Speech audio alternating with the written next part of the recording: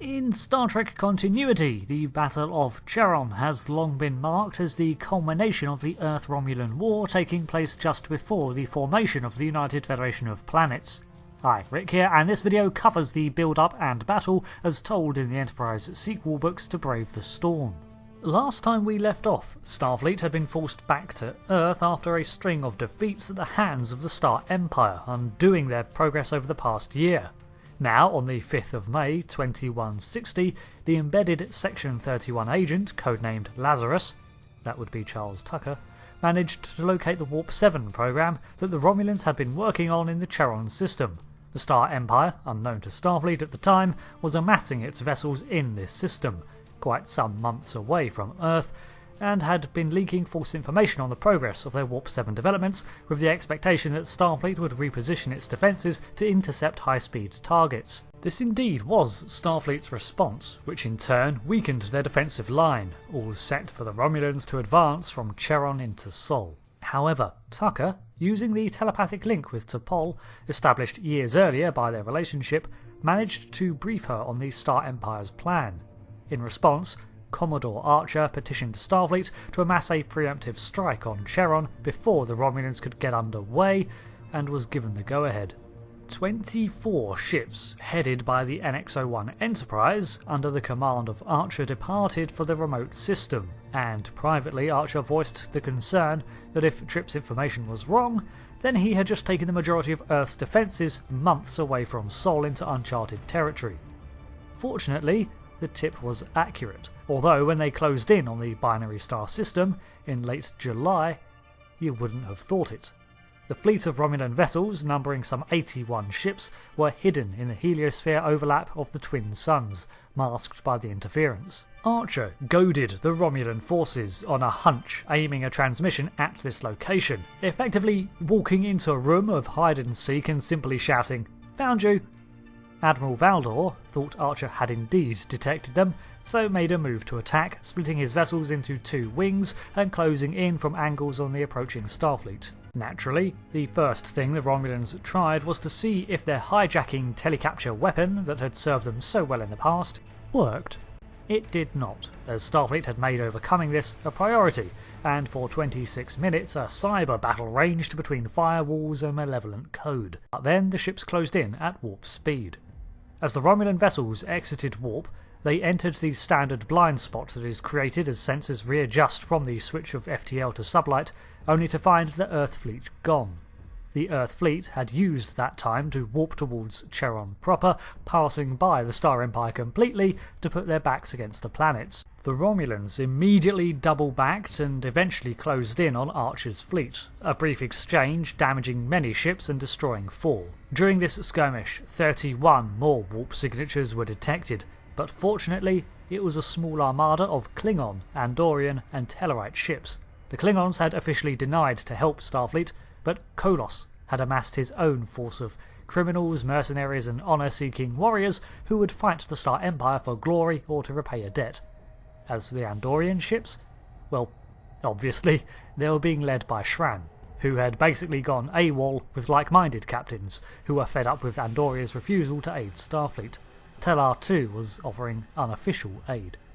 This unexpected arrival caused the Romulans to re-evaluate their priorities, and they disengaged with the United Earth Fleet, now numbering 12 ships, to meet the rest of the coalition.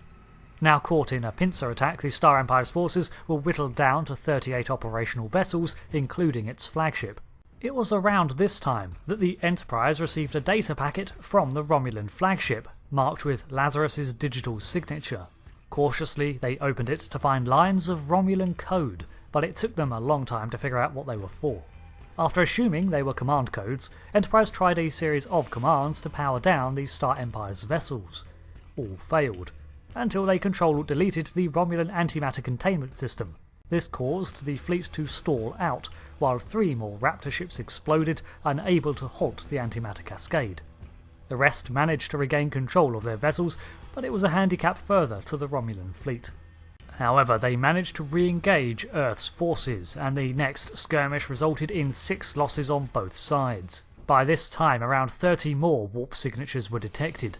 10 of these were Andorian, not Cheron's renegades, but the actual Imperial Guard, 10 Tellarite, and surprisingly, 10 Vulcan. The High Command had finally broken its vow of pacifism in order to help out its allies, since ceding itself from active conflict some 4 years earlier. This was too much for the Star Empire, and Admiral Valdor and the remaining vessels yielded the system, its non-operational Warp 7 prototypes included, to the coalition of planets. This strike did more than simply defeat the Star Empire in one engagement. It proved that the Romulans had lost their best weapon, their dividing of the coalition through fear and misdirection. From the bombing of Surak's Kartra to instigate a lockdown on Vulcan, to the deliberate harrying of Andorian forces that tried to help humans, all the Star Empire's divide and conquer tactics went up in smoke when faced by the combined official fleet of Andorian, Earth, Tellar and Vulcan, and some Klingon vagabonds. Soon after, the Star Empire opened subspace communications, audio only, with Starfleet and the coalition to establish a neutral zone between the territories. The Star Empire considered this a win of sorts, as they intended to continue spying regardless and now had a territorial clause to hide behind. But nonetheless it was not enough to save Admiral Valdor. He was assassinated soon after negotiations began by operatives from the Senate, and so the Star Empire's own political power plays continued. They only would re-emerge from behind their emerald curtain to occasionally harass other powers, and it wasn't really until the latter half of the 24th century that they began what could be considered a renewed campaign into Starfleet territory, but that was curtailed too. Meanwhile, Vulcan, long absent from the war, heavily went in on the Mutual Defence Pact, as if to make up for lost time. It supplied almost all the resources needed to establish the coalition side of the neutral zone, dismantling many of its warships in full view of the Romulans, and retooling them as guard posts along the border. This was to make it clear, in no uncertain terms, that the coalition intended to preserve the tense peace for as long as possible.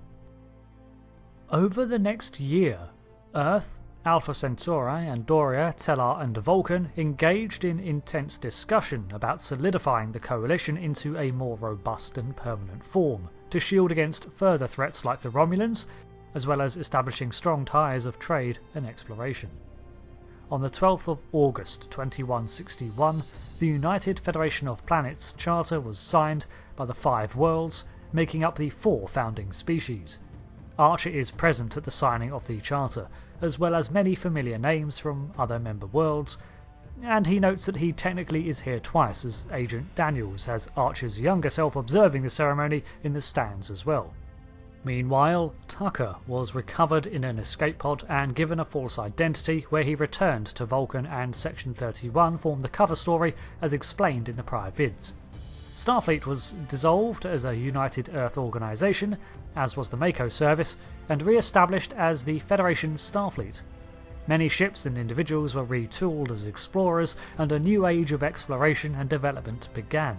Eventually, Archer would go on to be elected as Federation President in 2184, but the events that followed the Battle of Cheron are a whole new tale, so we'll save that for a new video. Thanks for watching this recap of the Battle of Cheron, the crucible that formed the UFP, a battle won less by the negotiation of treaties and defence compacts, and more on the bonds of respect forged by the Enterprise's exploits and a Starfleet captain. Thanks again. I've been Rick, and I'll see you next time for a sci-fi lore video, probably Trek, but I have a few Who stories that I need to get through too. So until then, thanks again and goodbye.